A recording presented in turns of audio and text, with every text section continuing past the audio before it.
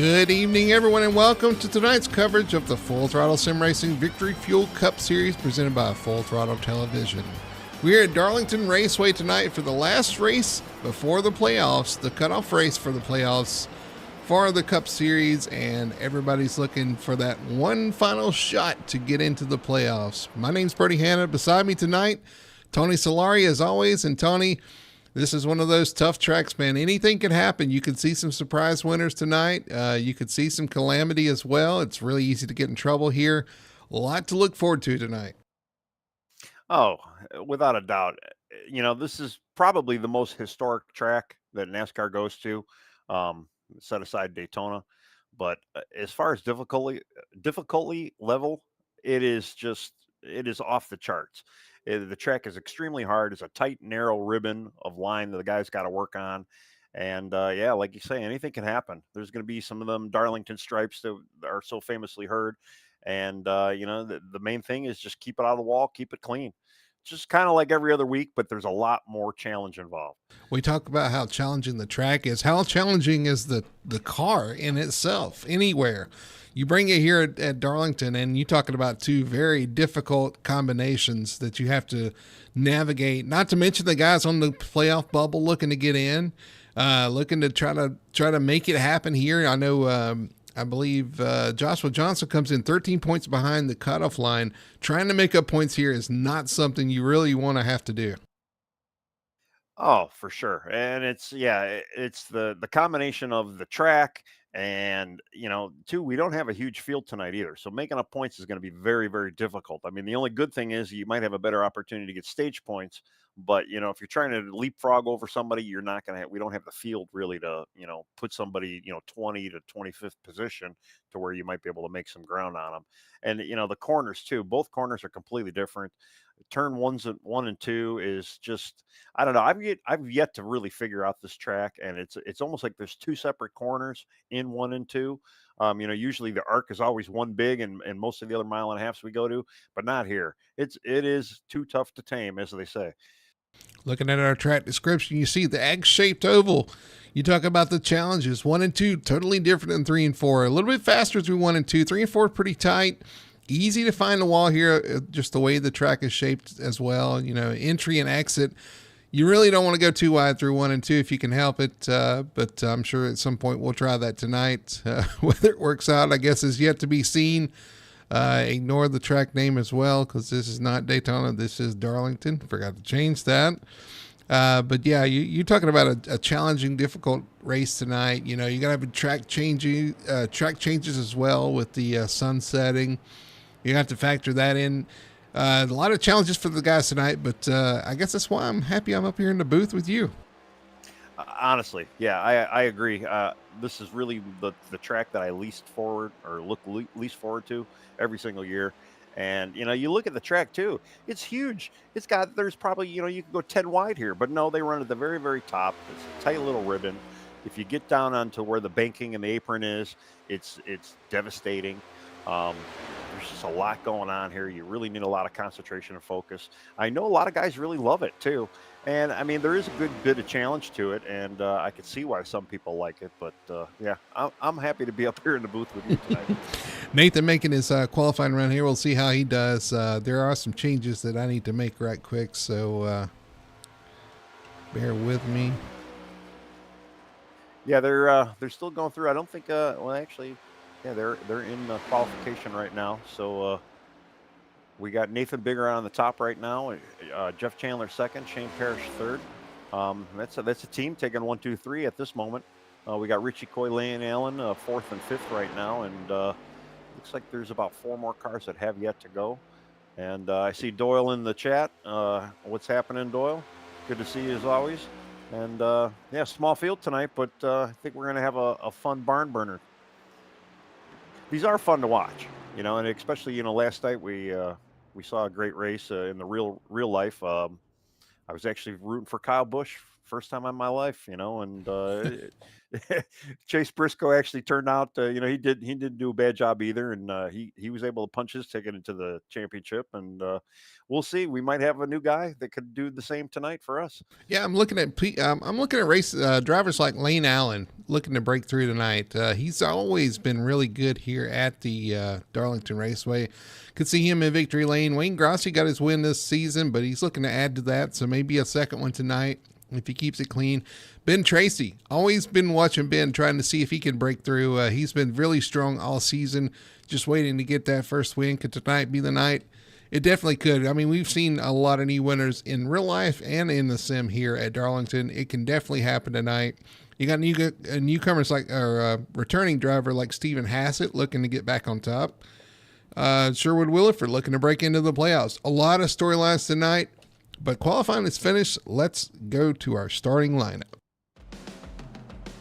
All right, on pole tonight, we got Nathan Biggert, front row, alongside his teammate Shane Parrish, number 66. Starting third, we got Jeff Chandler, number 31. Then we've got number 19, Richie Coy, in the fourth spot. In the fifth spot, we've got the 14 of Lane Allen. Sixth, we've got Wayne Grossi in the number 7. In eighth, we've got Joshua Johnson in the 57. Then we have Ben Tracy in the 33. And number, what position is Ben Tracy at? I lost count. He's eighth. Ninth. Then we got TJ Bartell in the number 20th, and he is 9th. Right. And then you have Sherwood Williford starting in the 10th spot. Stephen Hassett in 11th. 12th is going to be Jamie Knopf in the 48. 13th is going to be Daniel Simmons in the 06. 14th is going to be Brian Dublé in the number 37. And rounding out your short 15-car field here tonight will be Brandon Elder in the number 97. And Brandon, I talked to him before the race. He said he's going to ride around and hope for the best, try to stay out of trouble, and make it to the end. And that's not a bad strategy here at Darlington. No, not at all, especially with the stage at 35. And I know he was working on setup, him and Lane being teammates. And, you mentioned Lane earlier. Yeah, he might actually, Brandon may have put a good piece under Lane tonight as well. I mean, we got a great field, though. I mean, we have a lot of guys that really can punch their ticket into this championship with a win. I mean, I don't see any slouches of the whole group. Yeah, for sure. You got a lot of fast drivers out there as well. I know Nathan Biggert, 10 wins on the season already, looking to add to that. Shane Parrish, who's been quick the last couple weeks, just had some issues. Jeff Chandler and Richie Coy all starting up front there. All those guys, any of those guys could get it done tonight.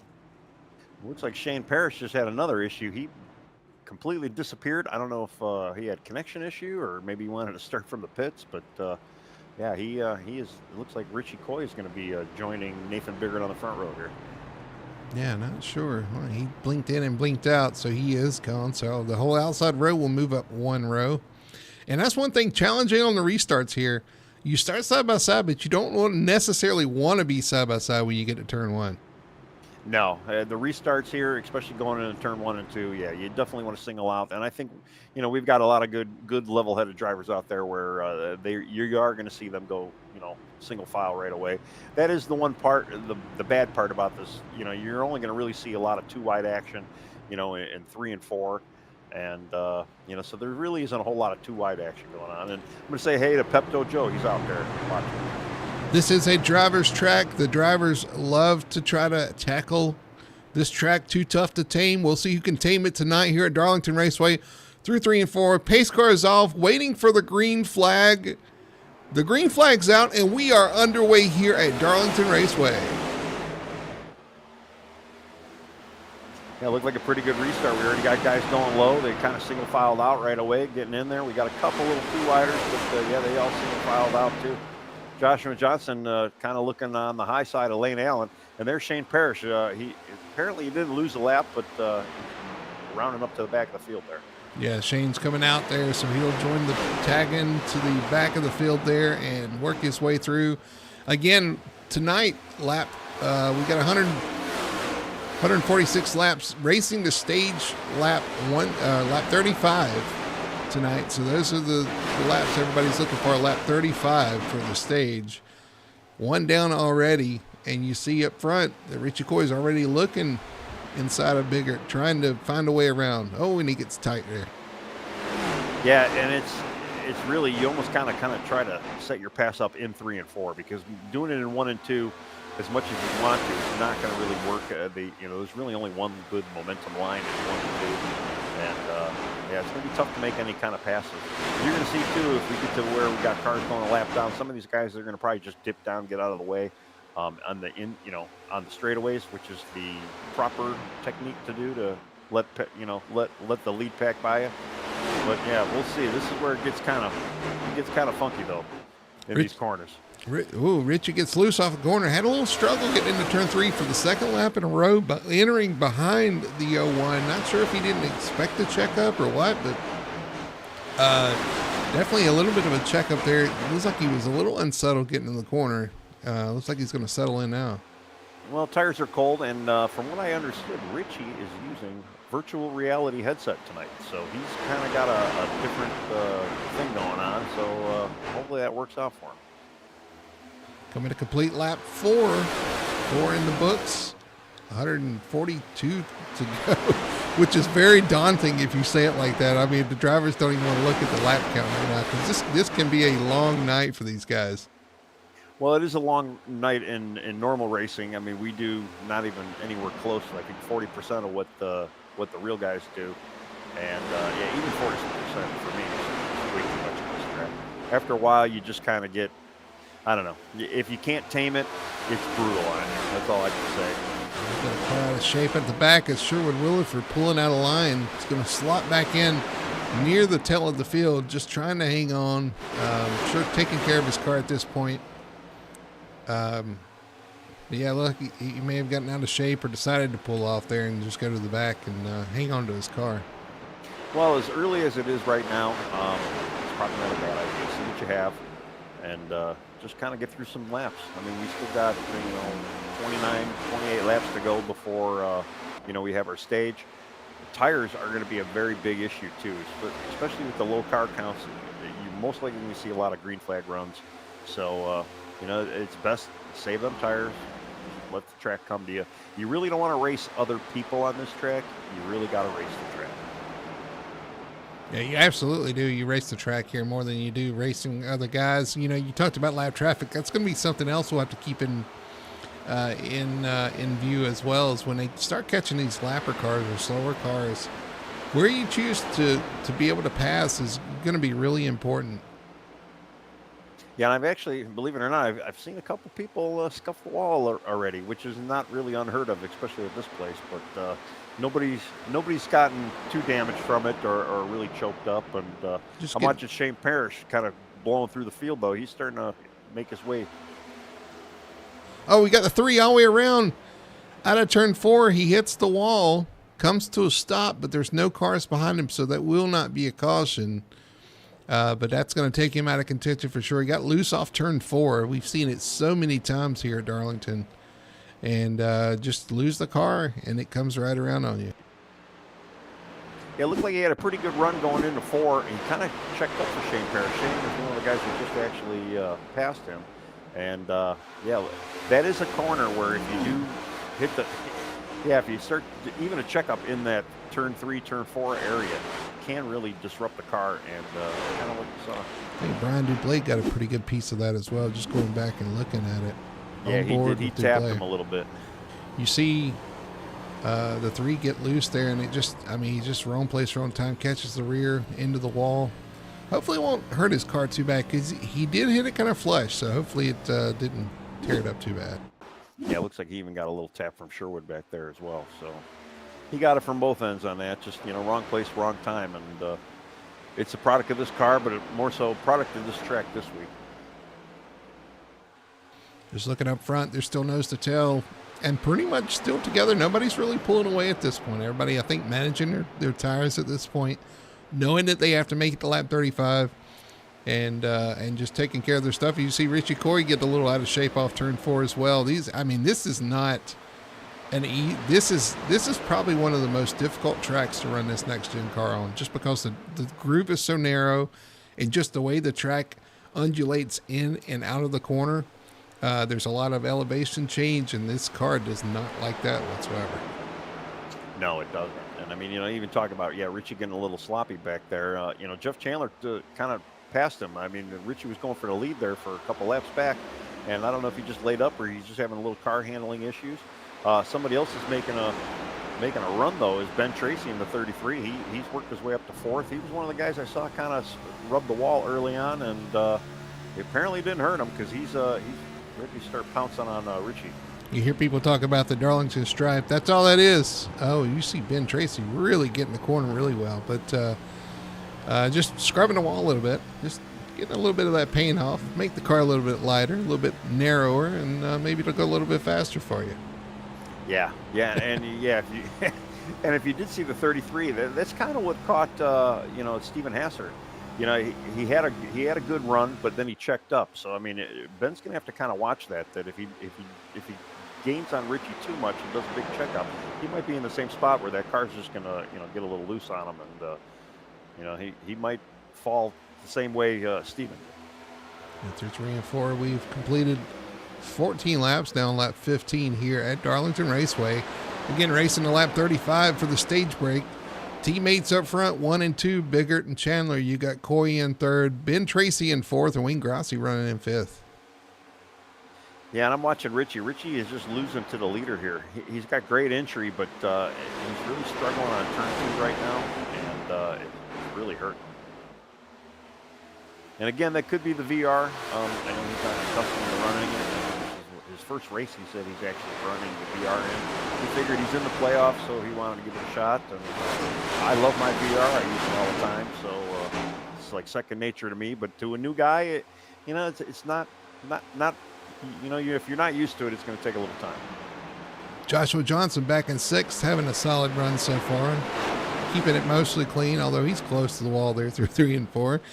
And off of 4, good night hanging on to it, but he's got to have a solid round. Again, 13 points he needs to make up. I'm looking, I don't remember who he needs to make it up on, but needs to make up some points to make it to playoffs tonight.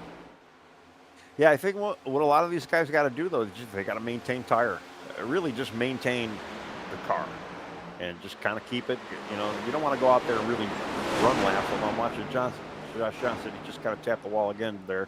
Didn't hurt him, but just got to maintain the car, keep it in one piece, and maintain those tires, too, because we are for sure going to get some great legs. Joshua Johnson, 13 points behind Colton Gum, who's actually not even here tonight, so that'll be an easy gain for him as long as he has a solid night. Sherwood Williford looking to get in, too, on the outside looking in, only 14 points back, so he needs to have a good night as well. And currently riding towards the back, not doing what he needs to do. Yeah, I don't know. Maybe he's just kind of saving tire. We know Sherwood to be kind of a tire miser kind of guy, so he's probably just saving the stuff. If I look back to, Lane Allen started 4th. He fell back to 11th himself. You got TJ Bartow, who's another tire miser. He's running in 10th right now.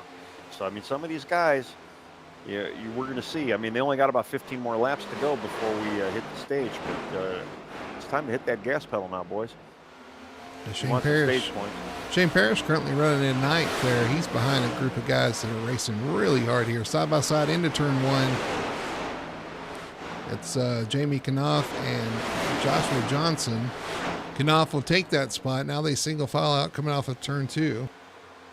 Yeah, we're going to have to see which. Shane's got a pretty good rocket under him. His teammates are running 1 and 2 right now, so I assume everybody has the same setup. So he's been cutting through the field. Let's see how he cuts through these 3 guys. We've got a bit of traffic, and there's no place to go, unfortunately, for him. Side by side again through 1 and 2. Joshua Johnson on the outside, into the wall. Just scrubs it a little bit and taps it off the corner, but they stay right there together. And Daniel Simmons unable to make that pass, though. He gets a good run off the corner.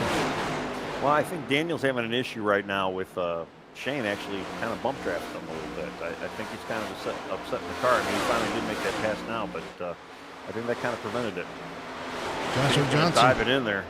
Going the wrong way right now. Shane Parrish gets behind him by him as well. So in the course of about 2 laps, he loses 3 positions there. Yeah, Josh is just going to have to calm down a little bit. Hopefully, get some tire run worked in. Don't be so aggressive on the first few laps. Just kind of let the thing come to you and stay off the wall, which is easier said than done. Absolutely. Staying off the wall here is you've accomplished something if you haven't touched the wall all race, for sure. Honestly, yeah. I mean, I'm assuming at some point everybody's going to tap the wall at some point. Will we see them all? Maybe we might see some more spectacular than others, but everybody's touching the wall. Back up front, lap 23 complete. Lap 24, we've started here. Nathan Biggert still out front. Jeff Chandler second. Richie Coy third. They've all kind of spaced out a little bit. 1, 2, 3, 4 here. Yeah, and Richie was falling back, quite a bit, and I thought Ben Tracy was going to kind of capitalize on that, but Richie really hasn't gotten too far behind our 2 leaders right now. And, Ben really hasn't caught him either, so there might be a little equalization on tire run right now, and everybody's just kind of content where they're running. Nobody seems like they're pushing it up front. And that's the thing too. I think everybody realizes, like, it's so hard because you want to push, you want to go faster, you want to push that little extra bit, but you don't really know where that line is at a track like this. You push a little too hard. We saw it with Martin Truex Jr. Last night in the Cup race. You push a little extra, and it'll get away from you in a heartbeat, and your night will be over. So you want to push, but you don't want to push over the edge. And I'm not so 100% convinced that Martin Truex didn't do that purposely. I mean, if it were me in the seat, you knock yourself out of lap 3, I'm going home, having fun racing. I was looking at Wayne Grossi. He fell back a few spots there, and he just might be having an ill-handling car right now because he lost about 3 spots to Jamie, Daniel, and Shane within about a lap. And he's still kind of going backwards right now.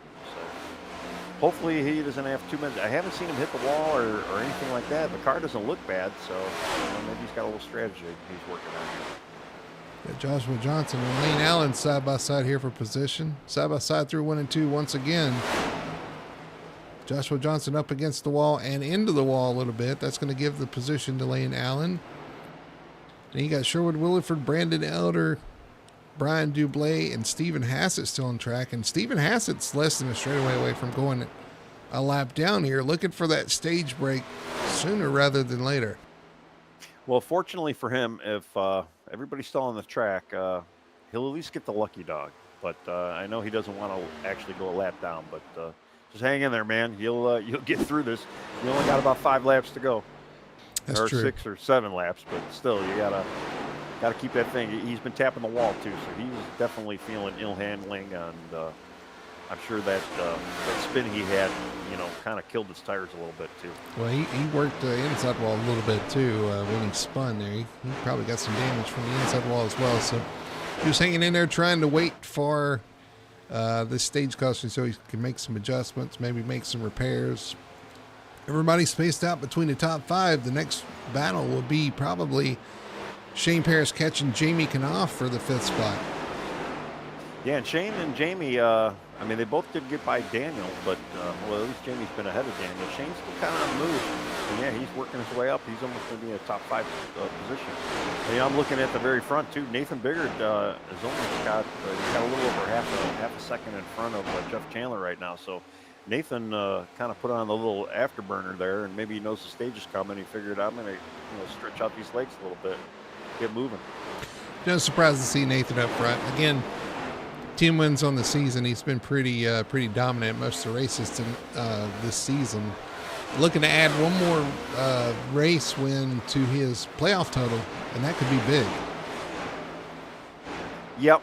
Yeah, well, it's going to be big. It may be bigger, I guess I should say. Well, it's already pretty big, but adding another win to the list, especially if you're going to go for the lucky 11, which I would, the 11 would be great for me. But yeah, it's good on him. I mean, though, you almost wonder though, do you get bored winning that much? Do you feel like you even have any competition out there at some point? We got Stephen Hassett on pit road. Brandon Elder also coming off pit road now. Interesting play. I wonder if he got in there before the stage closed, maybe to make his pit stop, but he is a lap down, so he's going to have to work hard to see if he can get back on the lead lap. Yeah, and I don't know if that was just very bad ill handling and he just was like, screw it, I need to get in here, or if it was just kind of, yeah, he's trying to play the odds with with the stage coming up. But yeah, I don't know if that was the right move. He's only going to have 3 laps, and he is behind Wayne Grossi, who's running in 9th right now, so I don't think he's going to get back to the front. Well, he's back out, so yeah, he went in for the pit early. Like I say, yeah, he's probably not going to get the lap back, although he should be still marked as a lucky dog. Will he go 2 laps down, though, for the pit stop? That's the bigger question. I think right now he's only showing 1 lap. I'm not sure. We'll see how it plays out. 2 laps to go in the stage. Yeah, I'm looking up. It just moved over. He's showing 2 laps down right He now. is too. Okay. And actually, right now, it's still showing Brandon Eller. He's got to at least pass Brandon Eller to get the lucky dog. Although I know Brandon is probably done for the night. If I'm He's on track, is he not? Oh, is he? Yeah, he's on track. 1 lap to go in the stage. 1 lap to go to the finish of stage 1. Again, adding these stage points up. Once again is Nathan Biggert, Jeff Chandler in 2nd, Richie Coy in 3rd, Ben Tracy 4th, Jamie Knopf up to 5th. Yeah, Nathan extended his lead too, just within a few laps to a full second over 2nd place of Jeff Chandler. And Richie's kind of still in tow. Yeah, I don't know. I don't know if anybody's got anything for Nathan tonight. He's going to take home the stage win. Stage 1 goes to Nathan Biggert, Jeff Chandler 2nd, Richie Coy in 3rd. 4th is going to be Ben Tracy. 5th is actually going to be Shane Parrish, who was able to pick up that last position before the stage. Jamie Knopf, Daniel Simmons, TJ Bartell, Wayne Grossi, and Lane Allen will round out your top 10 finishers.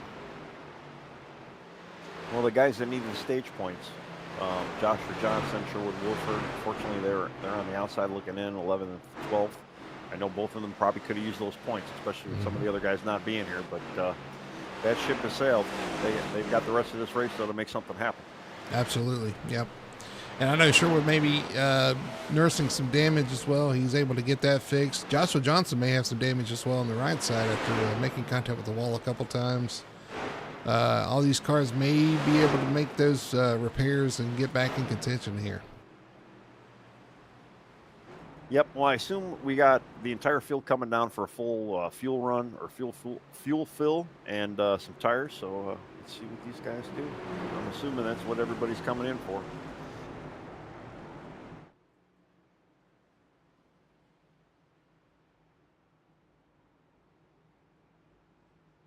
Yeah. Go ahead. Go ahead. Yeah, no, go for it. I was just going to say, down pit road comes everybody. It's like a parade. Of course, Brandon Elder will probably take the wave around. And Stephen Hassan, honestly, as well. If he took a pit stop, I would just take a wave around and try to get back on, maybe back 1 lap down. Then Brandon is probably going to get the lucky dog, too, as well. So true. Yeah, I don't know. I still don't know if that was the right move, unless the car was just really, really awful and you couldn't help yourself. But yeah, I don't know if that was the right call.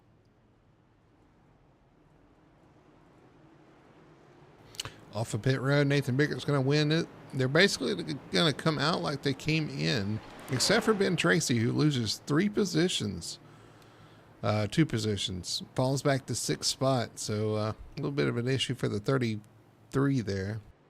Yeah, I don't know if maybe, like I say, I did see him tap the wall a little bit, maybe just standing a little extra, getting a little extra damage fixed. Oh, yeah, quite possibly, yeah. But yeah, Shane Parrish, though, moves himself up to 4th, starts from the pits. 35 laps later, he's in 4th. That Beast Mode Performance team, they are looking pretty spicy tonight.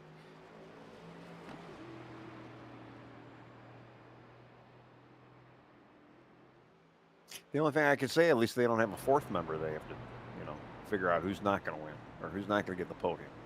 But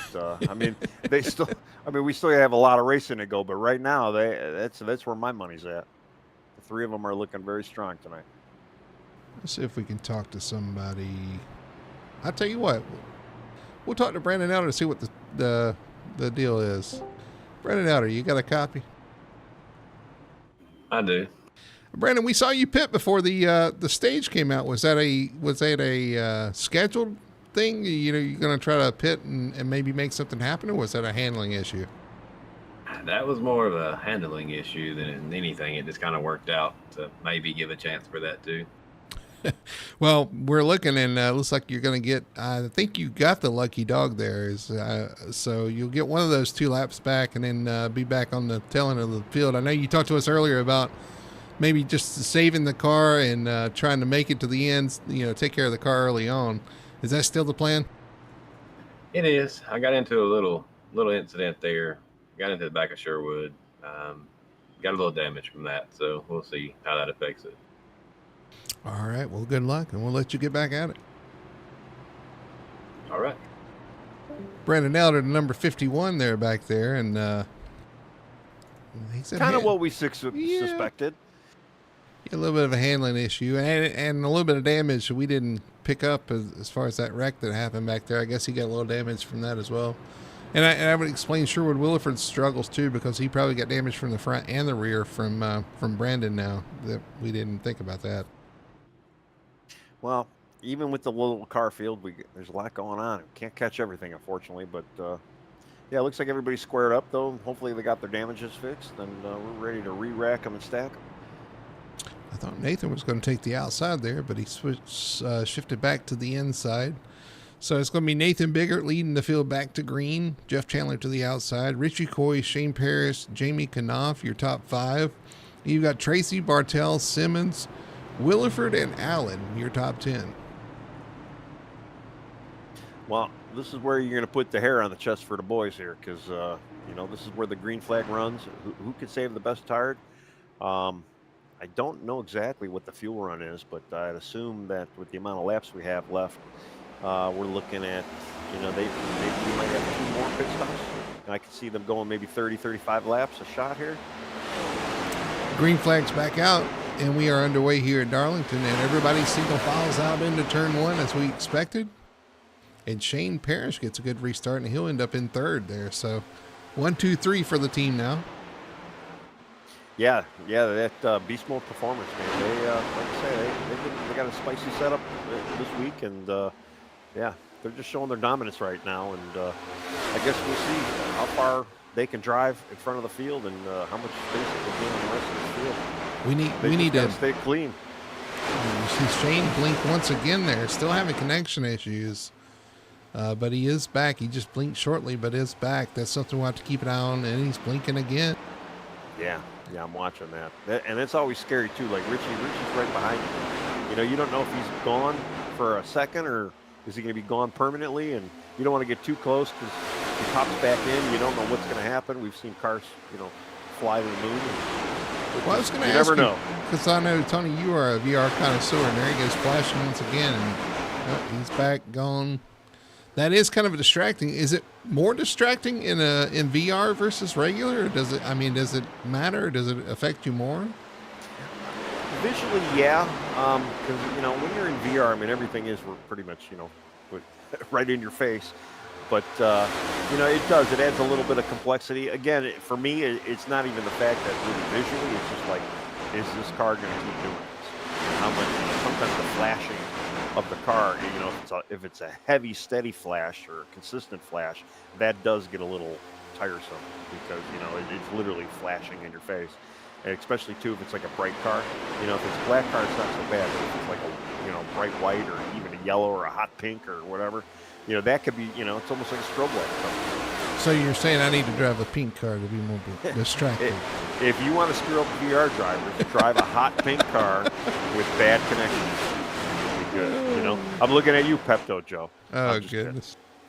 Well, Joe, appreciate Joe Flanagan watching out there with us, as well as Doyle Lawrence and anybody else that's watching. You guys leave a comment down there. We'll try to do a shout out, or if you got comments about the race, we'll be sure to share them as well. It's something I'm looking at too. We've got some guys that Jeff Chandler he's right on Nathan's behind right now, almost getting ready to make a pass. But is that really the good strategy right now? I mean, with Nathan looks like he's got a great long run car. Obviously, he was making a lot of moves towards the end of that stage. And, I don't know if I'd want to, I don't know. Do you want to let him get out ahead now, or maybe save some tire and see if you can at least keep up with them towards the end? But they are the top 6 right now. Top 7 actually are just. I mean, they're within a car length of each other the whole field. Yeah, they're stacked up on top of each other pretty good. I know Doyle Lawrence said that that's a throwback for the 31 of Chandler. We'll have to take a closer look at it and see what we got here. Good looking car. Well, it's a Dale Senior throwback from what I'm looking at in the Goodrich car.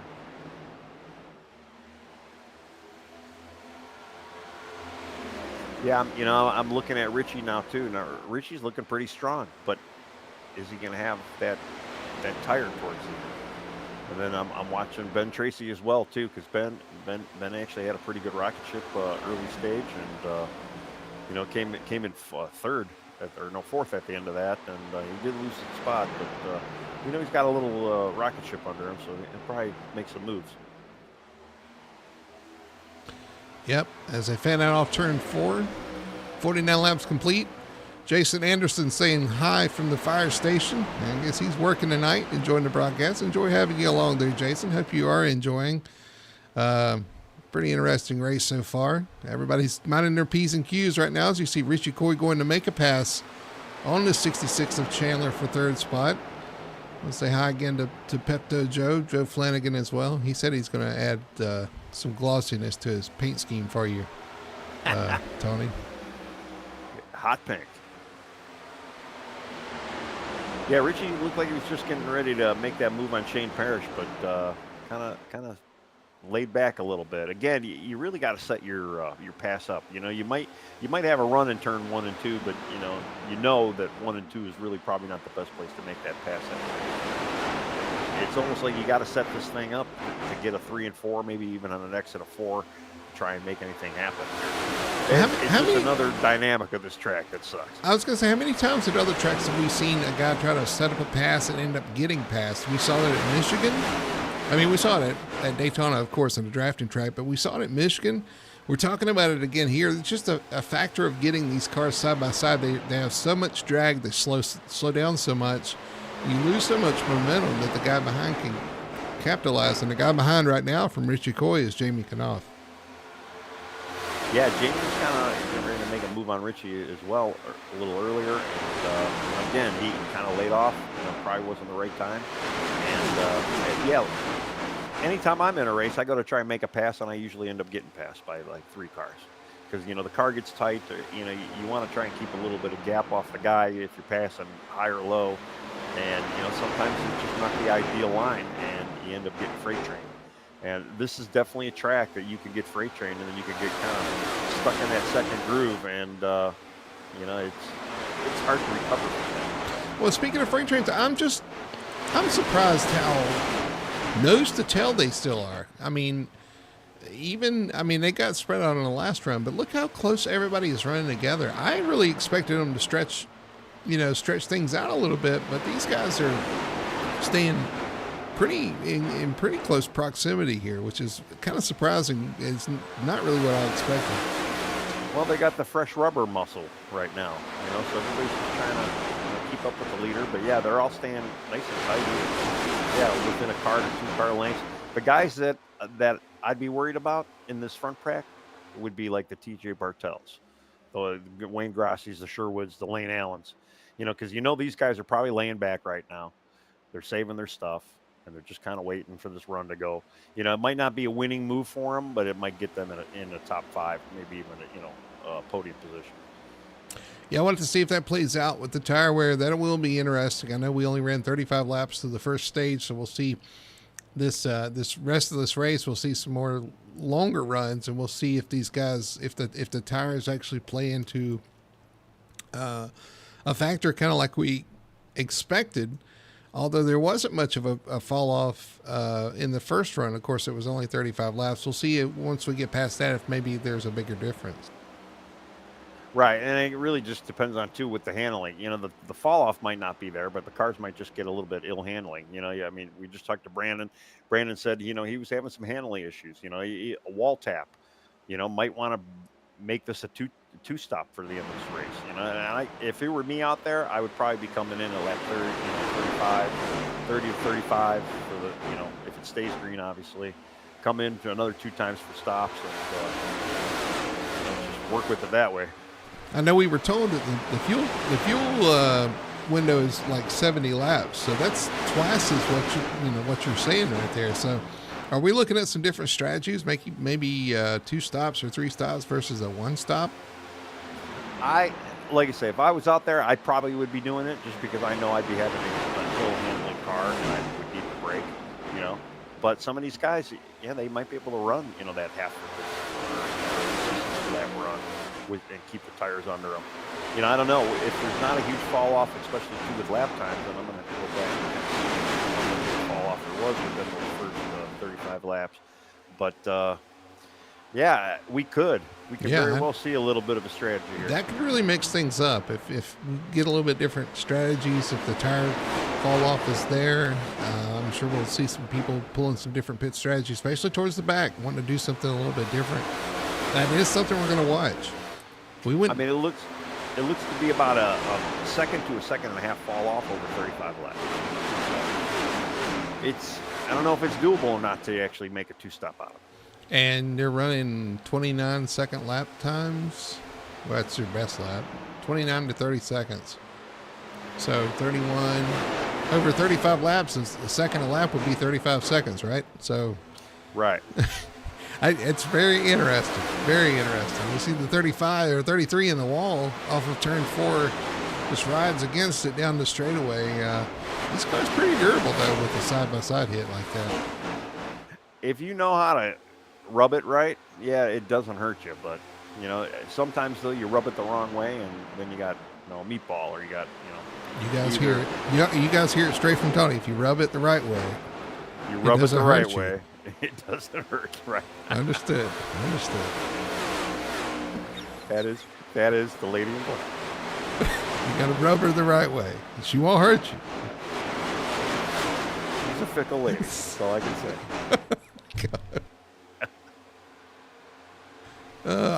I meant to say earlier, we're gonna get a spicy counter at some point. We'll see how many times Tony says spicy in a broadcast. I was out mowing the lawn too today. I'm thinking to myself, we should have a FTSR broadcast. Yeah. Maybe we'll have something set up or a bingo card or something. I don't know. 62 laps complete here at Darlington. I'm looking at the top 8. And I said 7 earlier, but we got 8 there within 2 cars. Nathan has not really drove away from Jeff. No. He's still on his bumper. Shane Parrish is still kind of hanging there. Richie Coy in 4th. Jamie Knopp 5th. Ben Tracy 6th. Daniel Simmons. And then who's that last car? TJ Bartell. Well, that is TJ. I'm so used to seeing TJ, and I'm seeing him in the 98. That's where I'm on.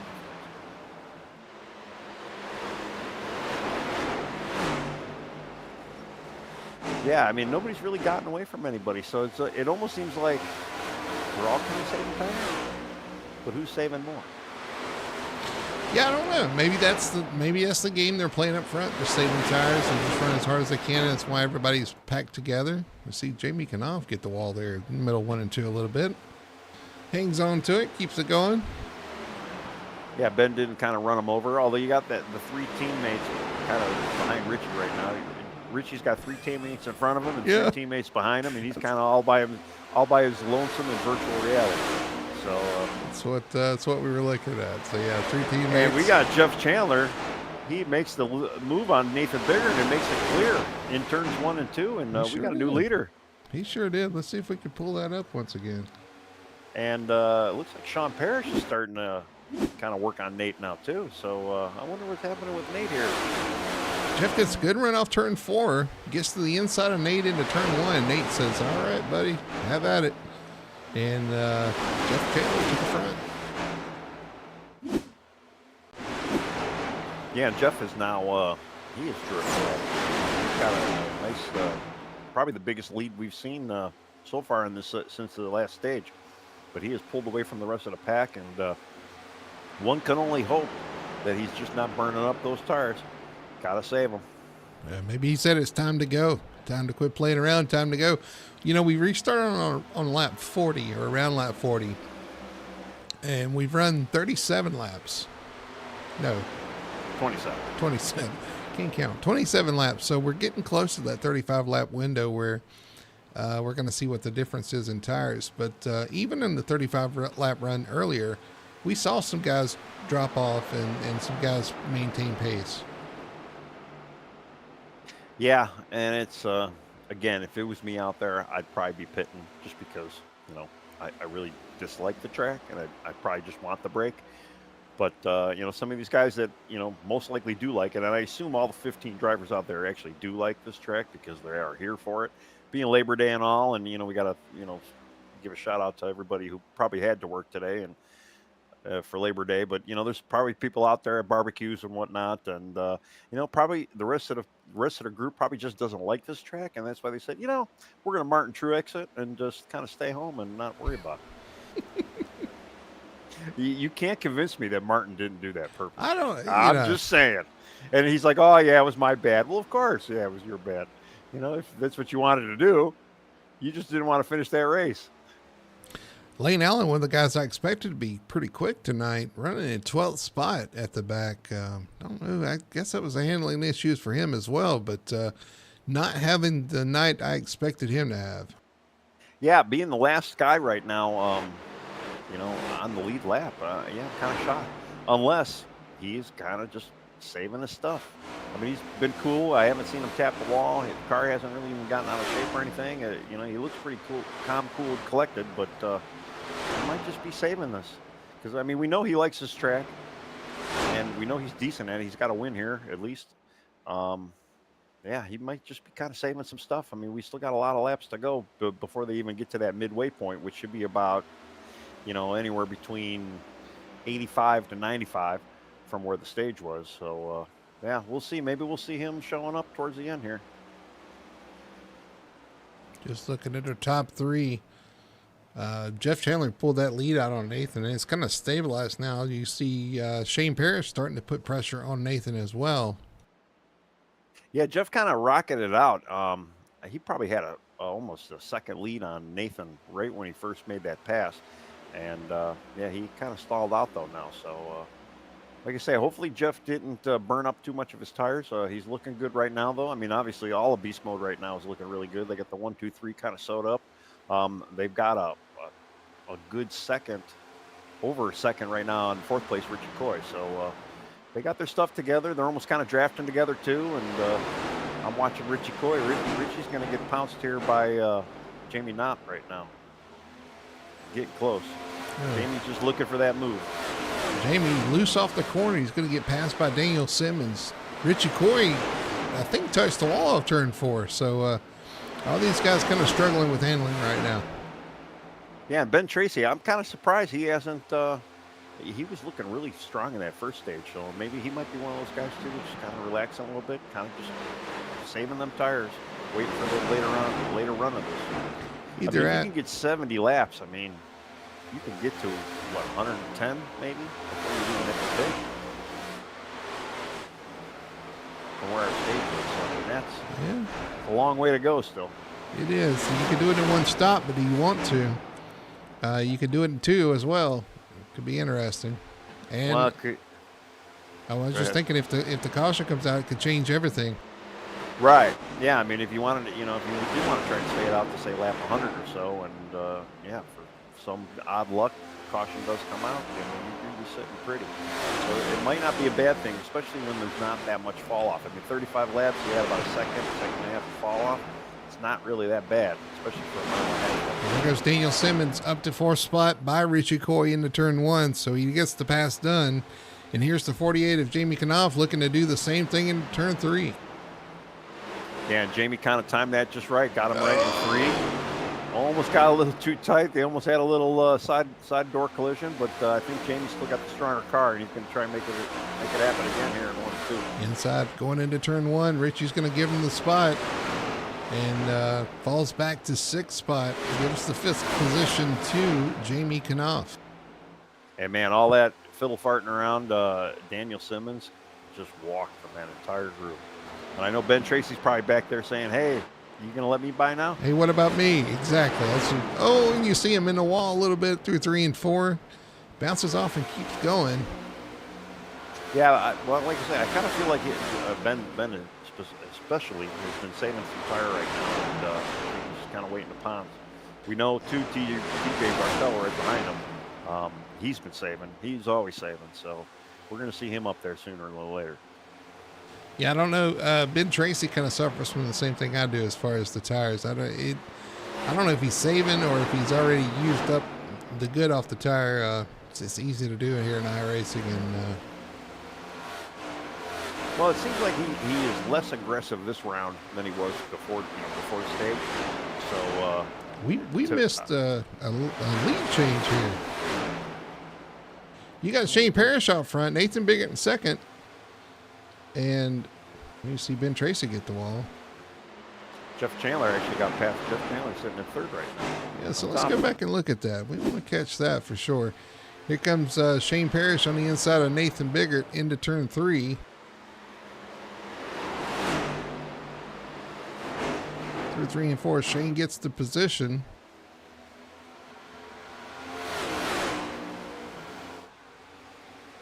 And then later on, here's Shane Parrish passing the 31 of Jeff Chandler out of turn 4. Oh, Jeff Chandler gets a little push, I believe, from Shane Parrish. So he just moved him out of the way off the turn 4 and takes the lead 66 to the front.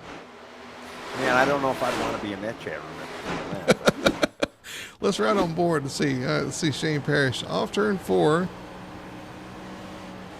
Yeah, it's like Jeff's a little loose off the corner, but Shane just there for the taking. Little contact into the front, the 66. Well, I mean, maybe they planned it. Maybe they all just wanted to get leading the lap bonus points, and now I don't think objective completed. I don't think you'd plan. Yeah, well, whatever. You're saying Martin Truex Jr. planned to wreck in lap 2, so I don't know. I don't think he planned the wreck. I think he planned on just not finishing. That's all. I think he planned on saying, I'm retiring. I hate this track. I'm just going to call it a night. That's my story, and I'm sticking to it. But yeah, Shane took off. He's got a great lead right now. I mean, he's starting to pull away from Nathan Biggert. Jeff Chandler, unfortunately, does look like he kind of used up a lot of his stuff. He is almost a second behind his teammates right now. And then that slide off turn 4 can't do any favors for his tires. I mean, that's gotta hurt, especially here. Oh yeah. Now, I mean, we've seen Shane in this position once, maybe even twice before. Is he going to be able to maintain this? I mean, we've seen him with a little connection issues. We've seen him hit the barrels. I was going to say, we've seen issues in pit road, hitting the barrels coming into pit road. This is one of the more difficult pit roads to get to, especially on older tires. It's going to be hard to get the car slowed down enough and make enough time to maintain the lead coming into pit road. Right. And I mean, we don't want to jinx him, and that's definitely not what I'm doing. But based on some of the other performances, he's been in this spot before. What could possibly happen? Maybe I see you. You got your voodoo doll out. I see it. He wants, maybe he'll finally punch his ticket tonight. I mean, that's just kind of. I mean, I'm sure that's what he's been wanting to do the last few races, but some circumstances has not worked in his favor. Unfortunately, he's missed enough races. I don't think he's in points wise. Earned enough points. Maybe I'm wrong. Yeah, but still, to get a win would still be, something some of these drivers would love to get, especially at a place like this. Believe it or not, I personally have a win here too, back in the NR days, but definitely not on merit. Definitely not because I was skilled. And it does take a lot of skill around this place and a lot of patience. And you really got to love this track to do well here. And if you don't, I just, you just hate every lap. Nathan Biggert in the wall off 2, and I think Jeff Chandler behind him did the same. Jeff's falling way off the front too. I'm sure those tires are kind of screaming at this point. And you got Daniel Simmons in 4th, Jamie Knopf in 5th, Richie Coy in 6th, TJ Bartell in 7th. Ben Tracy in 8th. Joshua Johnson 9th. Lane Allen 10th. Sherwood Williford 11th. And 12th is Wayne Grossi. That's all your cars on the lead lap right now.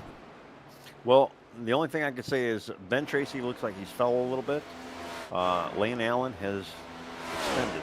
You know, Lane is starting to kind of put the speed on. It looks like he has been saving, so he's getting ready to start working on Josh Johnson now, which I believe will probably get by him when he gets there because he is catching him fairly quick.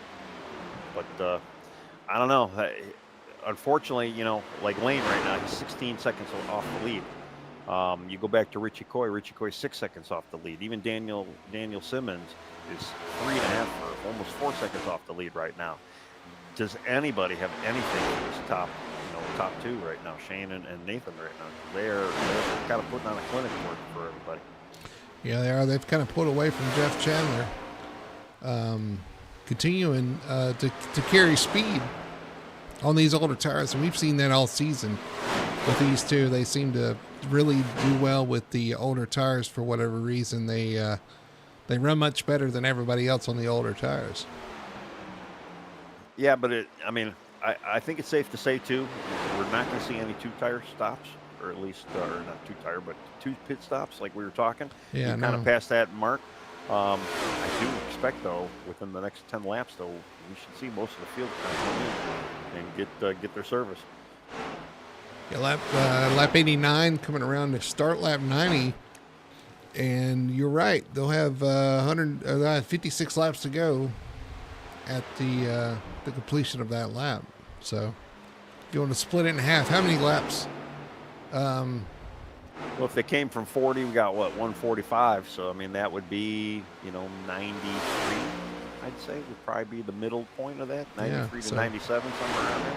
If you go split it equally, right now we've got a battle for the lead. Nathan Biggett starting to put pressure on the 66 of Shane Parrish now through 1 and 2. Will he use the bumper? That I don't know, but watching Nate at the beginning of this run after the green flag, after our stage break, he was kind of just chilling. So I mean, one can assume that he was probably saving a little bit of tire, and now in this late stage of getting ready to go for pit stops here, he looks like he's got a tire under him, and he's getting a lot bigger in Shane's rear view mirror right now. He is, but the one thing you got to watch too is getting in that wake. Coming off the corner, as you see Nate have a great run off turn 2, but you get in that wake of the car, and the car will just not turn in the dirty air sometimes, and so you have to kind of be prepared for that as well when the car takes off. Well, and you got to be careful too that lead car, once you're that close to him too, if that lead car slips up a little bit, I mean it could be bad for both of them. We got our first pit stop. Jamie Knopf on pit road, pitting from 5th position, so he's going to be the first one to pit road. Now, these guys did this last week over in Daytona, and it got them a 1-2-3 finish for that team. True. So, 1-2-3-4 finish, really. But, yeah, they – I don't know if that's the right strategy at the 1.5 miles, but, They're catching Wayne Grossi here on this late run. Wayne Grossi struggling with the handling through 1 and 2. Yeah, I would, if I was a betting man, I'd say Wayne is probably not a big fan of this track. I don't think I've ever seen him do, well here, or maybe even spoke highly of it. But it is a tough. We feel you, brother. It's rough out there. Absolutely.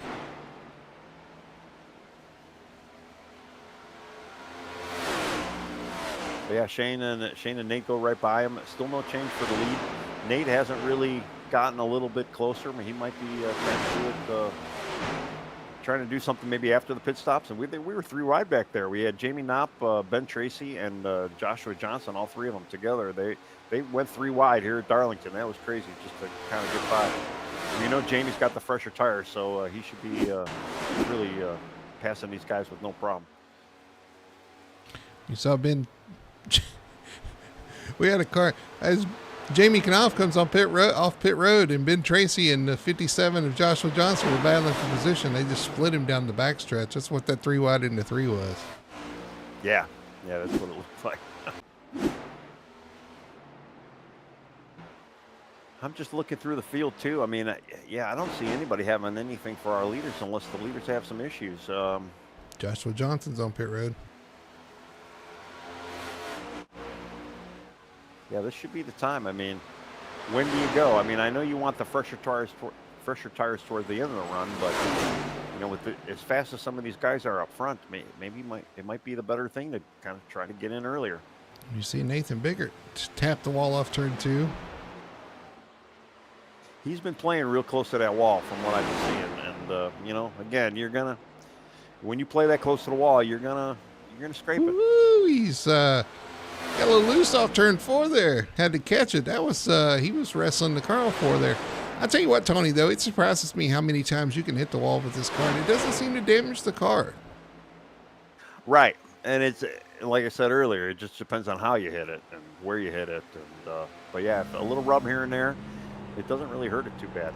But there again, too, maybe that is something iRacing did get right, because, you know, yesterday we saw some cars that were pretty well damaged. You know, you look at Bubba Wallace, he had the whole rear tail. I mean, he didn't have a great finish, but it didn't really hurt the car, though, too. Sherwood So Williford it might be something.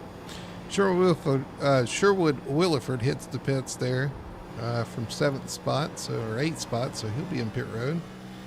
There you go, Nate Biggert again tapping the wall off turn 2, using every bit of the track and then some. We got Lane Allen in right now, going in for his stop. We still only got 6 guys out there that have yet to pit. Shane, Nathan, Jeff, Daniel, Richie, and TJ. And, you know, I said this once before, but if I were a betting man, I'm going to say TJ's probably going to stay out the latest. And Grassi in the pits. But some of these guys may be staying out the lead lap.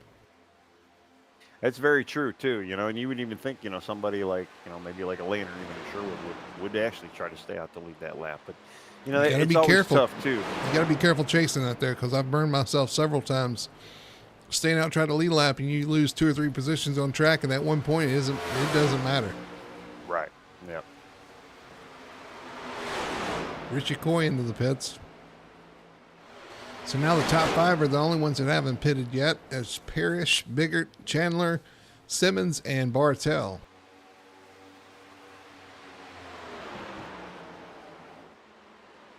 I'm kind of like looking at lap times. There comes Nate.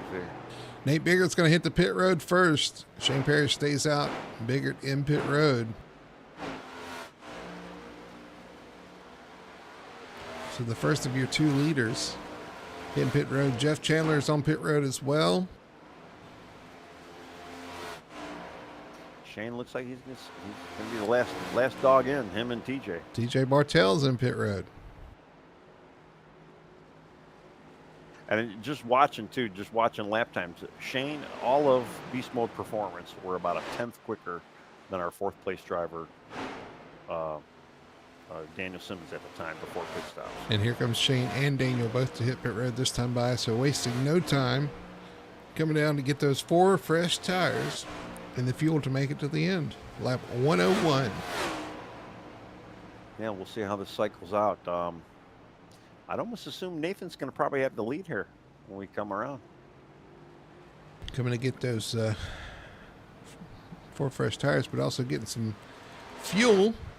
And just a reminder, go to drinkvictory.com. Our sponsor, Victory Fuel, would love to have your business, and you would love to have their product, I guarantee you. Use code FTSR for 10% off your order at drinkvictory.com. You got to try all 3 flavors. That's the Purple Potion, the new one they come out with, and then Throttle Punch and Lucky Lemon. Check them out for sure. You'll love it. Victory Fuel, drinkvictory.com. And there's your battle for the lead. And I believe that is Nathan Biggert going by Shane Parrish, and it is. Yeah, I kind of called it. And yeah, Nathan had that early pit stop was enough to have kind of slingshot around Shane. Both guys had good pit stops and didn't look like anything was weird on either one of them. But with Shane having maybe 1 or 2 lap newer tires, and we know he's got the speed. Does he got enough? Are we going to see another bumper move maybe? Well, he's got a 1 lap fresher tires, but in front of these guys, we got to talk about Ben Tracy out front. One of the first guys to pit, takes over the lead. Jamie Knopf in second. A couple of guys that stopped a little bit earlier, and they cycled to the front. Are they going to be able to save tire? I mean, right now I'm looking at lap times too. They are running they're running quicker than Nathan and Shane right now, both of them. So do they have enough tire, though, to make it to the end? And we'll see, I guess. Daniel Simmons currently running 5th. Jeff Chandler drops to 6th spot. Again, behind some of the guys that stopped a little bit earlier. Richie Coy back to 7th. Richie not having the night he thought he was going to have. Yeah, I mean, looking on the board, too, after 4th place, I mean, the top 4 are within about two seconds of each other. And then from 4th to 5th, there's an 8-second gap. So from Shane Perry to Daniel Simmons, 8 seconds that they got to make up if Daniel wants to do any better than 5th. And without a caution, I mean, these guys are green to the end of the run here. So it is a game of tire and just kind of keep the car under you. These guys are probably going to be wore out after this one, too, because this is a track that will wear you out. All this green flag running, I'm sure, is taking a toll on those guys as we head towards the end, lap 106. This is one of those tracks for me that anytime, it's like you ever see the movies where, the wall clock in the classroom goes backwards. That's kind of what this track, when I'm out there driving, it kind of feels like. It's like, are we done yet? Right. It's like you go and do 5 laps and you're like, wait a minute, I got 10 more laps to go. It's like, what happened? It's brutal. Yeah. It's mental more than physical at this place too. And it just that tight, narrow ribbon. And you would almost think that if they would make that upper groove or just make the actual race surface just a little wider, how much better this track would probably be for some of the haters that really just don't like the track. Well, it used to be wider. And then we put the safer barrier in there and took about 2.5 feet of racetrack away from you and made it even more difficult. So, but look at how much infield they got, underneath that apron. Again, you could go 10 wide here if you really wanted to, if you could actually use the track. And I mean, honestly, if it was faster down there, these guys would be running down there, but it's just. Tony. Why? Don't mess with tradition. Yeah. I guess. Well, here's the thing. I mean, they used to when this track opened. I mean, they were the apron was the racetrack. This section they're running on actually was. I don't know if you'd consider it the outer apron. It was a catch. It was a catch area for if you had issues with the car to catch the car on the outside. They didn't run out there. They ran on the flat part. That's where they ran. The cars have gotten so much faster though that this is now the racetrack and that's the apron. And it kind of just is what it is. This track was not built for these speeds, but it does make it exciting, man. As a race fan, you can't ask for much more than what Darlington provided last night in the Cup Series race. So it does make it fun to watch. It makes it exciting, and that's seems to be NASCAR's MO at this point. So they get what they ask for here. Yeah, and I'll agree with you there. The race yesterday was pretty entertaining. Especially if Martin Truex just didn't want to run the whole thing. That's fine. Battle for the lead. The 48 of Knopf going by the 35 of Tracy. He finishes to pass into turn 1. But I hope they're not looking in their mirror. And I'm sure they are. Because that 01 of Nathan Biggert is right there now.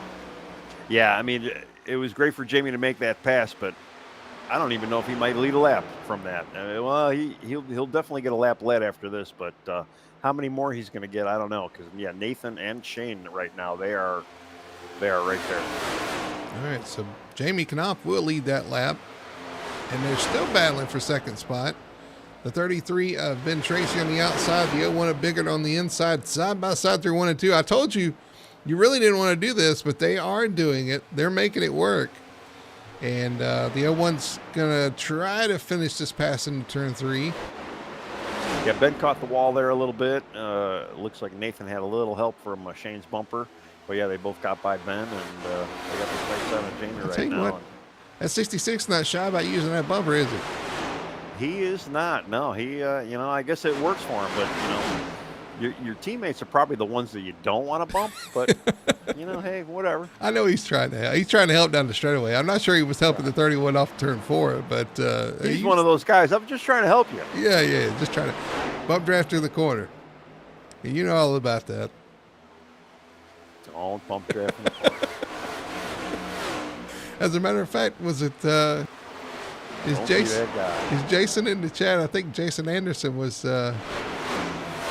Let not sure if it was him or not, but No, it might have been somebody else. I can't okay. remember. Don't back up.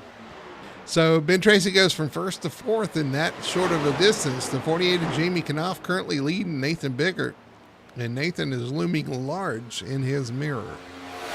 Well, I mean, we know Jamie's been a strong guy, strong racer too. Obviously he's got a little bit of speed tonight, but he's got track position right now. But I don't know. Does he got anything for these beast mode guys? I mean, they are all over him right now, and it looks like he's about ready to get a little past. Does he still have the podium spot sewed up? And maybe that early pit stop probably wasn't the best option, but into the wall. But he does get past the 01 of Nathan Biggert back to the front. Now the pass from the 66 of Shane Parrish into turn one. Shane will take that position.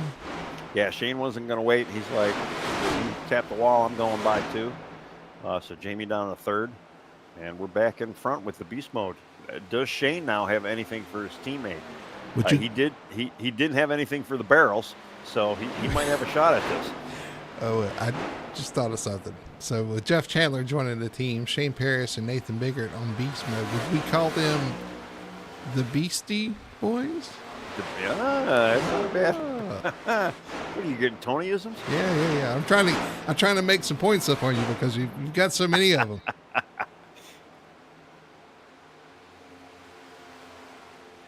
But yeah, so far it's been a pretty good race. I know some of the other guys in the back probably not having the nights they want. Again, I'm looking at Lane and Sherwood right now. They're both still kind of sitting in the 9th, 10th spot right now, and or 10th and 11th spot actually, and not making any gains. Looking at Jamie Knopf, Daniel Simmons running in 5th. He was 8 seconds back, now only 5.6 seconds back. He's made up some time. And as fast as those guys in 3rd and 4th are falling, I wonder if he's going to be able to get there before the end of this race. Well, Daniel was one of the last guys to pit along with Shane Parrish. So there is a possibility that Daniel's got a little bit extra tire than some of these other guys out there. So, we might be able to see him definitely in the top 5 position. Well, actually, 5th right now, but maybe even better than top 5. We could see him in the top 5. As a matter of fact, we do.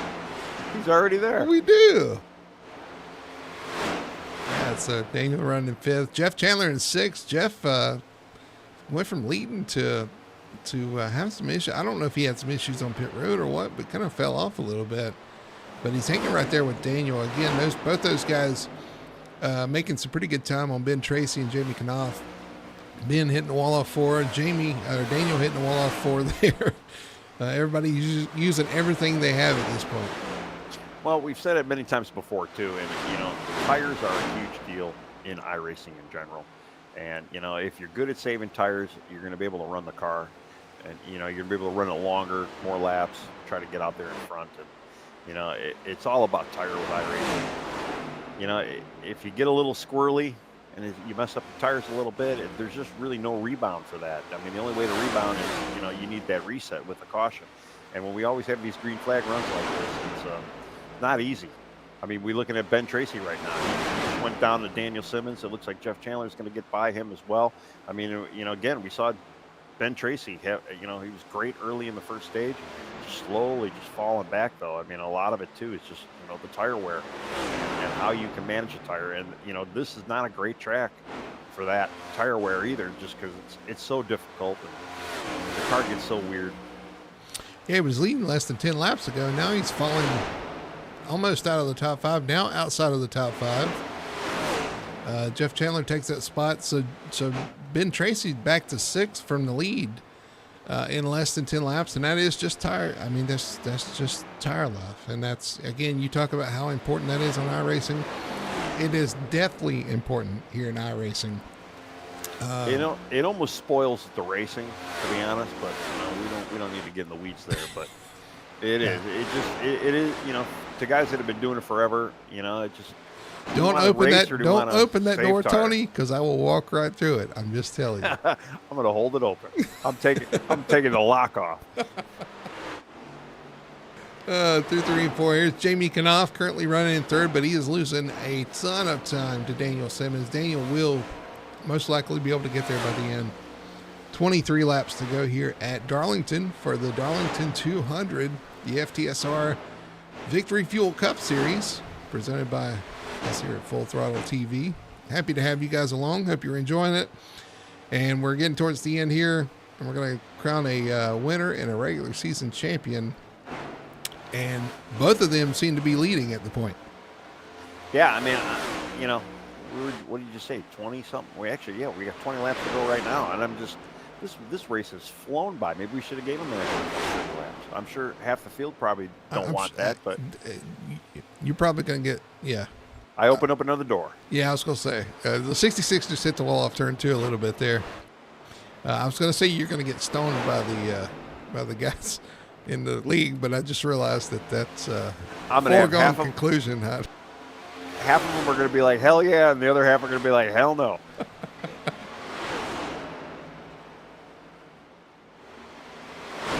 Yeah, just moving along. I mean, everybody's very much spaced out right now, too. I mean, even our first and second, then first and second aren't too spaced out. But the 66 is starting to gain a little bit of time. He's pushing really hard, though, to get there. I just wonder if he's going to use his tires up or use his car up before he gets there. Well, he does have fresher tires. So by one lap. Well, I thought he had more than that, but no, he came in the lap after. He came in the lap after Shane, so it's just a 1 lap difference. Not that much. Well, we'll see. We'll see. Maybe that bumper gets used. It's the only thing I can think of. Well, we've seen too.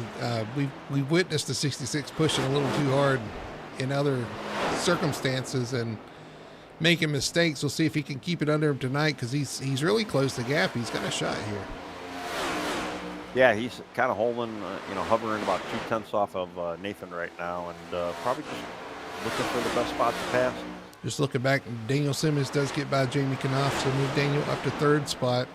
6.9 seconds up to the lead, so they're still putting time on him. He's lost a little time in traffic. Yeah, I was just watching Brian Dublé going another lap down and just kind of moving out of the way for the leaders, kind of going into that lower lane on the straightaways, letting the lead guys get by, which is the proper etiquette out here. Well, speaking of traffic, in front of them is going to be Lane Allen and Joshua Johnson battling for position as the leaders catch them. This could shake things up. You see the 01 of Bigger get really loose, and the 66 of Parrish, I think, hit the wall. Both of them having issues off turn 2, just separate issues. Yeah, and now they're coming up with almost a 2-wide scenario here with Josh Johnson and Lane Allen. And I'm kind of surprised it's taken Lane Allen, this long to kind of catch Josh. But then again, I'm proud of Josh. He's hanging it in there. He's shown a lot of strength this season and just kind of keeping up there. I mean, Lane is no slouch at this track. Unfortunately, he's not showing it tonight for us. There you go. Lane's going to move out of the way. Very courteous thing to do, especially racing for position with the 57 of Joshua Johnson. Through 3 and 4, Joshua Johnson holds up the 01. That's going to open the door for the 66 as they race for the lead in lap traffic. Yeah, I mean, Lane kind of got out of that and said, I'll race Josh a little later. And Josh is like, well, use that as my gain. And, yeah, Shane goes right around it. Nate doesn't look too happy. He's kind of go back up. They're almost door to door now. We almost had a little block on a 66. Nathan had to check up for his teammate there. Yeah, absolutely. I'm sure Nathan didn't like that. But hopefully they're having fun in that channel. That's all I can say. I'm sure they are. Here goes Nathan Biggett looking back to the inside of the 66 through 1 and 2. 15 laps to go here at Darlington. We're getting down to it. The 01 in the wall a little bit off turn 2. And, just looking a little further back, Lane Allen did pass Josh Johnson. And, like I say, Lane did the courtesy thing. You saw him get out of the way. He figured I'll race Josh, another lap or 2, and that's exactly what he did. Yeah, worked out. Got a little spicy, did it not? Oh, that was a little spicy right there. And as a leader, too, you don't want to see that happening, but, you got to respect them, too. I mean, they are racing for position. One of the guys was nice enough to kind of get out of your way. The other guy, wanted to kind of hold that spot. And you got to work with what you got. Everybody you catch on track is different. When you're catching them like that, everybody races a little bit differently, has a little different mentality, which makes it a real challenge, especially when you're coming around with a little bit faster car tonight. You catch them and you're not really sure exactly what they're going to do. Are they going to move? Are they going to stay in position? Are they going to go high? Are they going to go low? Are they faster or slower at this point? There's a lot of things to factor in, especially when you're catching cars like that. Oh yeah, and I mean Nathan's been in the league obviously a little bit at times, so he kind of maybe has an idea of some of these other drivers. Shane being pretty new doesn't really know too many of the guys and maybe some of the driving styles. But you know, right now I don't think he cares. He's out in front. He's starting to walk away from Nathan a little bit, even though he did tap the wall about a lap back. It didn't hurt him, but you can see he did slam. 12 laps to go. Nathan Biggert still hanging on the back of the 66 of Parrish. We're getting down to it, Tawny. It's about that pay window starting to open, and you're starting to see these guys push a little bit harder and starting to see these cars a little out of control. Yeah, I don't think Nathan wants to see that trophy drive away from him. He does look like he's trying to, you know, get on Shane and just trying to catch up to him. But I don't know. Shane's looking pretty strong right now. Nathan's going to have to, you know, return the favor with the bumper a little bit. Down the backstretch, the Boeing backstretch, into turn 3. Just kind of looking through the middle of the field too. You know, I mean, I know Jeff Chandler's probably not having the night he wants. Richie Coy's definitely not having the night he wants. TJ's probably not having the night he wants. Ben Tracy, Lane. Well, anybody guys mid-track right now. They're, I mean, yeah, it's just an achievement just to at least finish the race. But you know, when you know you probably had a little bit better car than you do, it's kind of disappointing. These guys are still stuck together. They've maintained the gap for the most part. Nathan Biggert, Shane Parrish, Daniel Simmons is actually losing time to these guys, so he's hanging on to third. Got a pretty good gap to his teammate Jamie Knopf, Jeff Chandler in fifth, Richie Coy in sixth, TJ Bartell in seventh.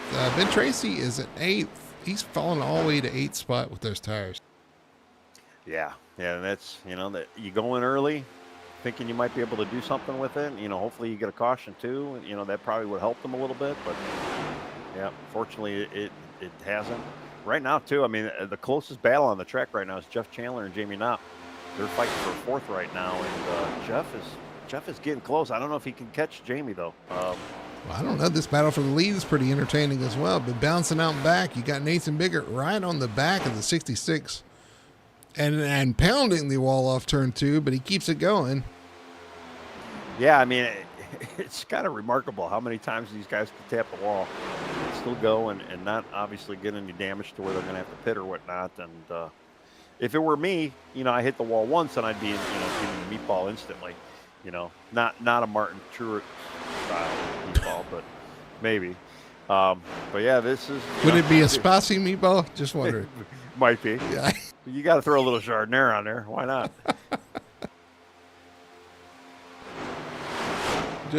Jeff Chandler's still trying to get by the 748 of Jamie Knopf.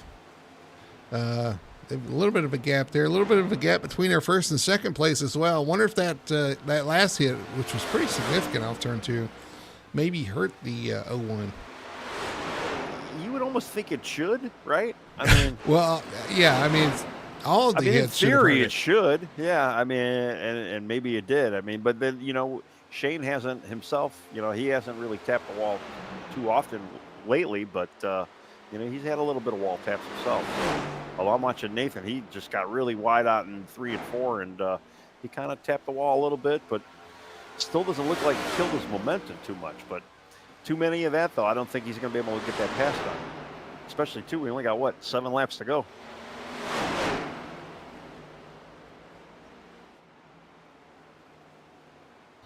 Yeah, 6 laps. Actually, 6 laps to go here at Darlington. As they head down the backstretch, it'll be 5 to go at the line. And if Nathan's got anything, he's going to have to use it up now. Well, that's right.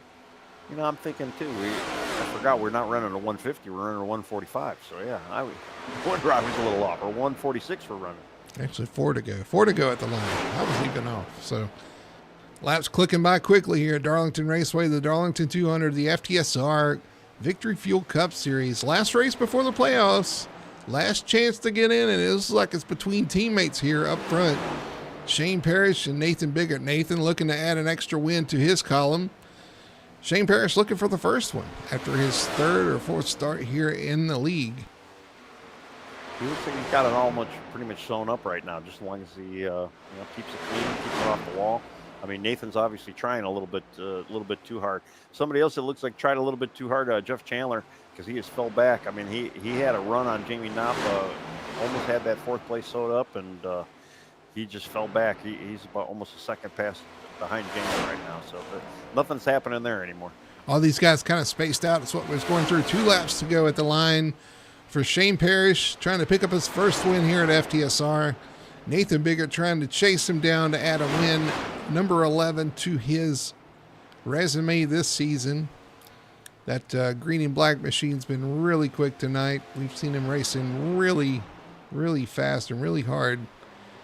Getting to the front, and he's got the clean air. It looks like Nathan may be laying over a little bit now as we come to the line.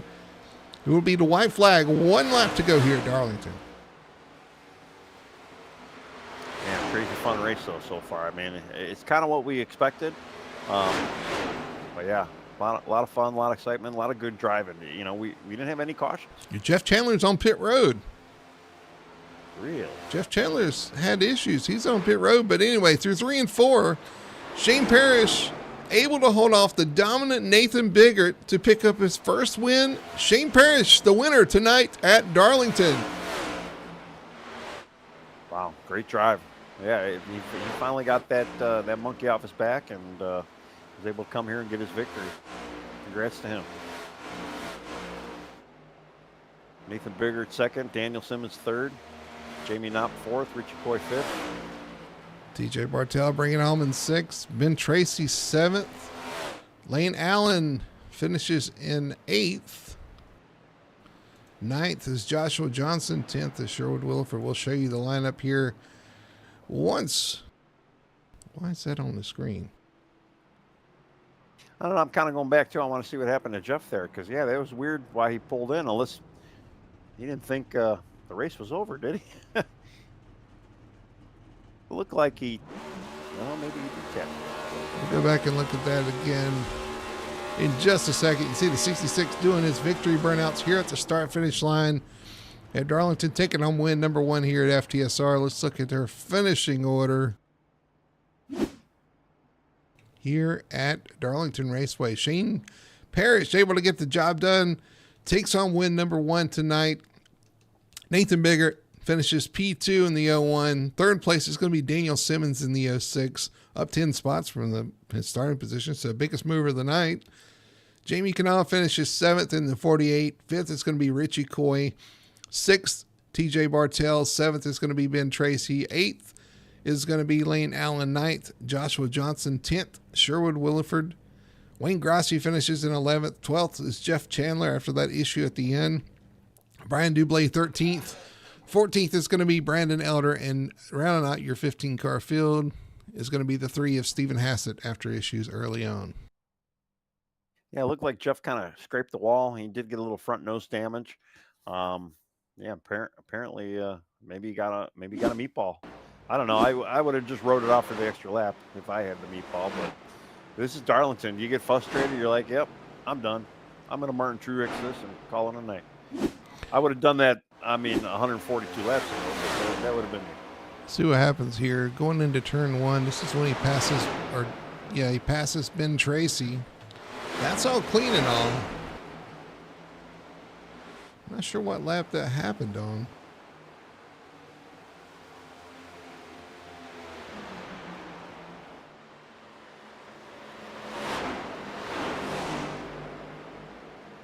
Well, either way, decent night for everybody.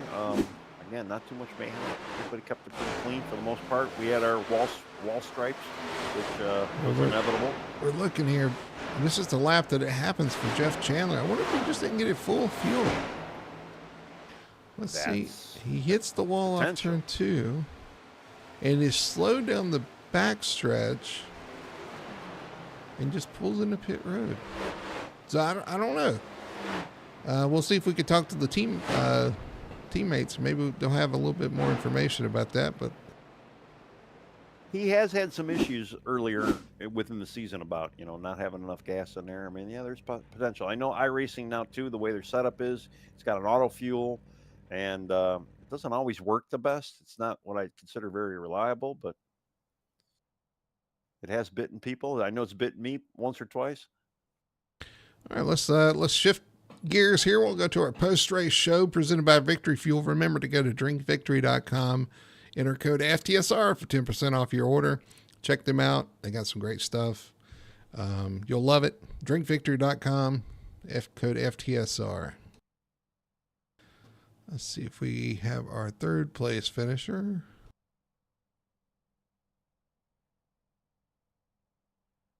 Got to go and grab him.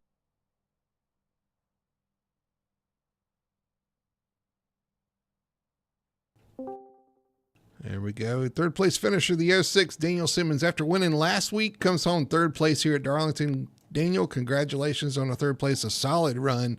Good pit strategy, good pit calls, and it nets you a P3 finish. Yeah, appreciate it. Yeah, like I told y'all last week, this is the good part about tonight. Darlington's over with, so walked out of that kind of unscathed, so can't really complain. Yeah, everybody celebrating because the race is over. That's for sure. I mean, it was a tough one out there for sure. We've seen cars on the wall a couple times. Went green flag all the way through, which is just draining for a driver, I'm sure, especially at a track like this with this car. Just talk me through your night. Kind of talk me through what you had, what you experienced out there. So to start off with, me and Jamie just decided to start in the rear, kind of just save our stuff a little bit and ride and work our way up through there. And then when we got through there after the break right there, I knew Nathan and Shane, man, they were going to be tough. So it was going to be us versus Jeff to see who could get third.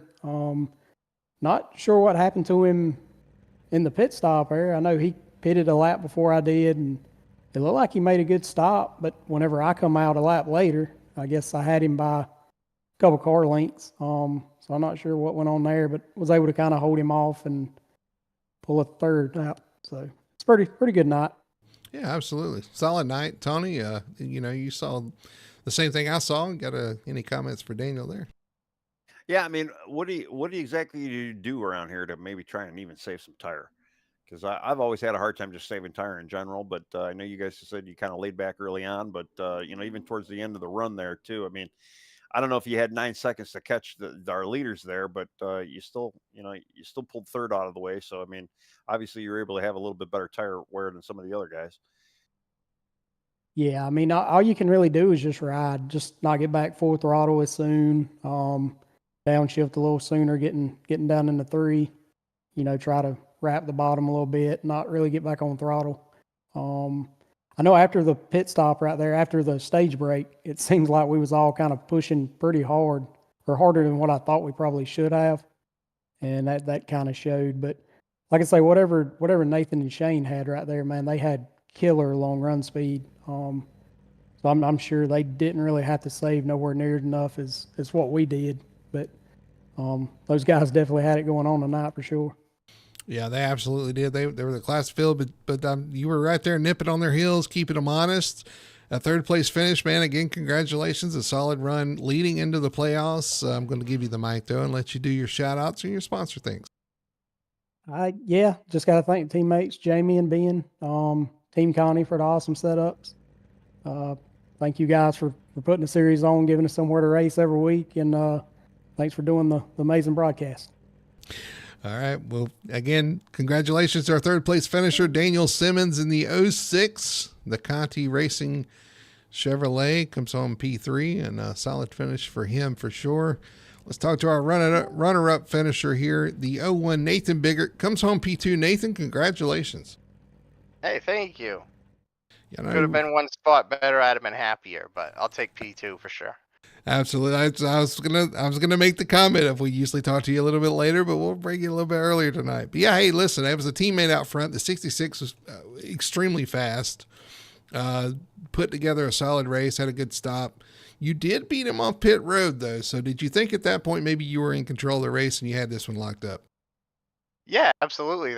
I was following him and he was talking, we were in Discord talking, he was talking about pitting, and I just figured I'd jump him by a lap, or try to beat him there and just get out front and try to hold him off. And it worked. everything was working great. It was just traffic, lap car coming up just didn't work my way. Able to give him a run on me, let him get by, and after that, it seemed like no matter how hard I pushed, I'd get within like 2/10, and then the air something, I don't know, I couldn't get the run to get beside him, and I overdrove it, wore the tires out, and he was just fast, man. It was a great run.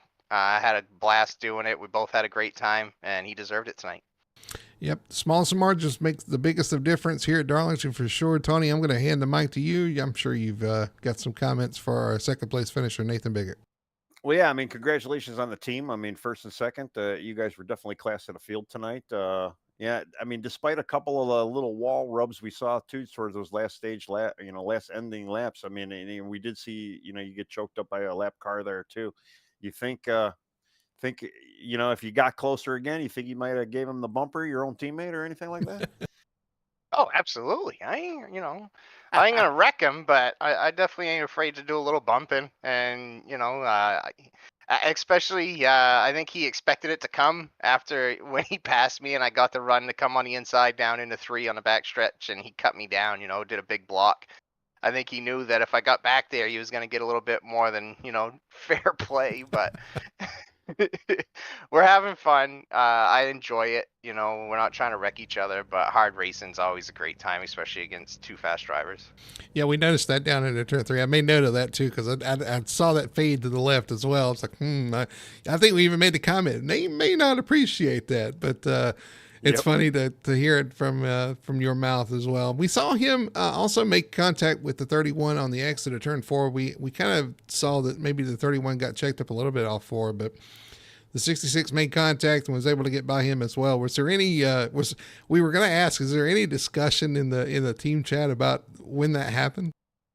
Yeah, there absolutely was. I think the team was trying to work together, and Jeff was trying to be nice. He was gonna let us have it, let us by, but I don't know what happened, but he slowed up a little bit extra. I think he said that when Shane got to his bumper, it just loosened his car up real bad, and then obviously as he checked up because of the getting loose with the air, it just caused a more aggressive hit from Shane. So he was definitely apologetic. And there was some discussion, to keep the team level-headed, but everyone's still friends. We'll still be coming back next week. Hopefully we can get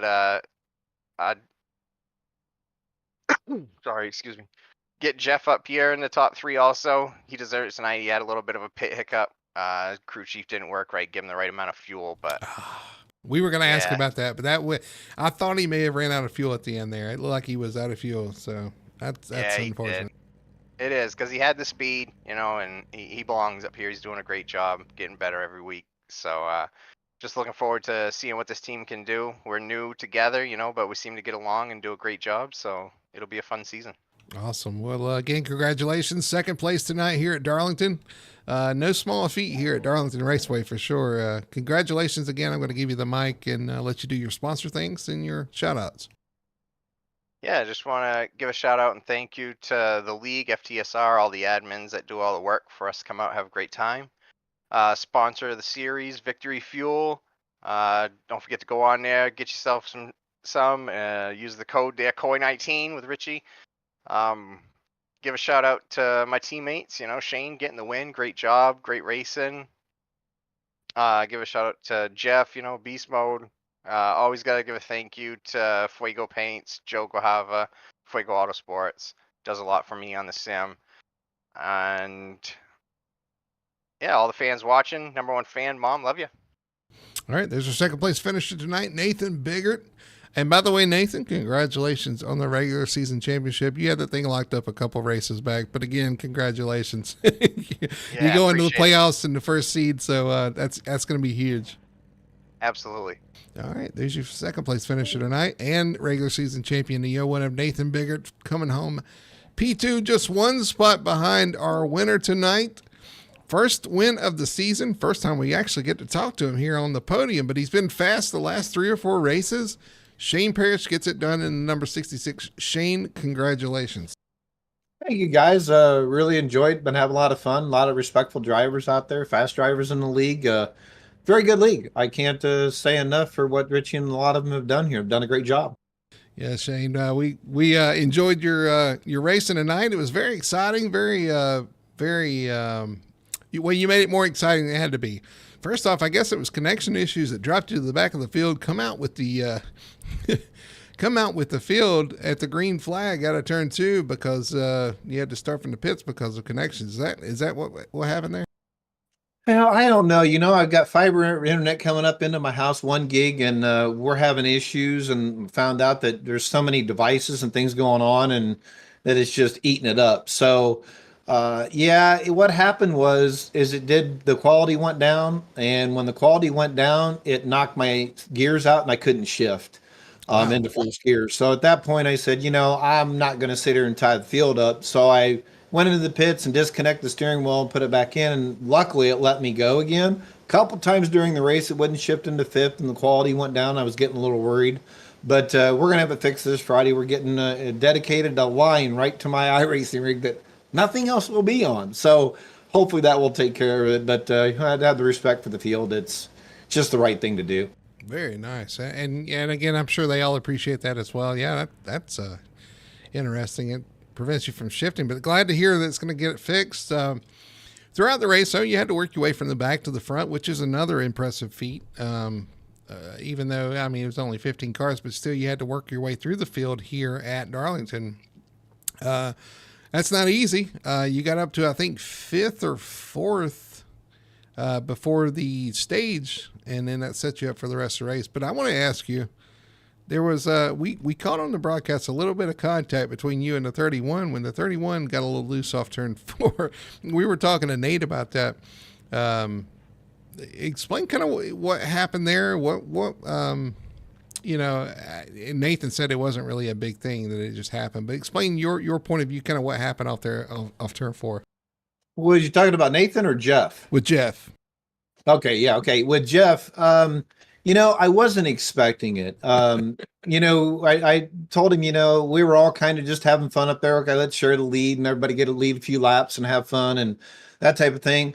And I was going to make the pass coming off the corner, and I tucked up underneath of him. It doesn't there was no zeros on my screen, so I don't know if there's contact, and I'm not going to sit here and say there was or wasn't until I can rewatch the video.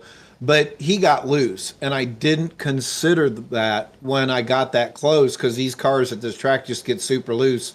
And when he got loose, he started getting loose. Then that's when I touched him, and I got out of the gas, but just wasn't quick enough. And I'm 54, I'm old, so I just kind of, my mind just kind of went blank there, and I forgot that I could get him loose. And I apologized up and down, because I don't, teammate, not teammate, don't matter to me. I don't want to get somebody loose or wreck somebody to get a position ever. I want to do it and do it cleanly. I just didn't think about it, and it happened. We were all cool with it. So that's my point of view, and I can't wait to get out and watch your guys' awesome broadcast here tonight when I'm sitting down there drinking a beer and kind of watch that from about 10 different views to see if I can figure out what really happened. But I think he got loose before I touched him is what it was. Yeah, I believe you're right, too. And again, like I said, it wasn't a big issue. Honestly, I just want to ask, get your point of view from that. But yeah, of course, felt bad about it. It didn't seem like a big issue at the point. Like I said, it did look like the 31 got a little loose. You guys kept going too. It wasn't like it was a wreck or anything. So it was all good. Just a small hiccup in the road. I'll tell you, a bigger hiccup was the lap traffic. I think when you guys caught lap traffic, I think that was the turning point of the race there towards the end of the race. Yeah, I was talking to Nathan about it. Nathan was super fast. And congratulate Nathan and Daniel and everybody in the top 3 and everybody else. I was sorry to Jeff that had problems out there and the other guys that had problems tonight. That sucks. I know how that feels. I've been having a lot of that lately. But we were racing hard, and I knew there was lap traffic there, and I told him, let's just get through this lap traffic. And he got up high. I don't know what happened. I didn't really ask him. But it looked like he got tight in the corner at the top, and I was already going to the bottom because that's where I run, and he was running middle or top in 3 and 4, and I just got up underneath of him, and then the lap car was in front of me, and then when I seen the lap car drift up, at that point, I pushed it through the corner really hard because I knew if I got the lead, it would be very hard for him to pass me. And to be honest, I don't really know if I could have passed him, just like I told him. if it'd come down to doing it clean, I probably wouldn't even tried until lap 3 or the last lap in 3 and 4, and then I would have tried to get up underneath you and pinch you off to try to get the win. Because I just don't think either one of us, the pace we were running together, could have done it cleanly at our abilities and our strengths right now. We were so close, it just would have been impossible to make the pass for the win. And that lap car is what did it for me. And I'll thank the lap car. I don't know who he was, but it just happened to work out right. Yeah, you guys seem very, very even up front. And that's kind of what Nate said. He thought that whoever had the lead was going to have the advantage there for sure. And that gave you the kind of lead, the control of the race, and you were able to hang on and pull it off. And Tony, I'm going to, sorry if I may have stole your comments. No. Here. Oh, okay. No, all right. no. Tony's got something for you. All right, cool. I'm just kind of, enthralled by the actual excellent questioning and, just kind of listening to everything going on. And, congratulations, Shane. First win of the league here. You finally got the monkey off your back. I had the luck go with you today. And, what do you got for us next week? I mean, we're going to old school Atlanta, start of the playoffs. I mean, I don't think you've actually, because you're new, you're not a playoff contender, but No. what do you got cooked up for you and the team?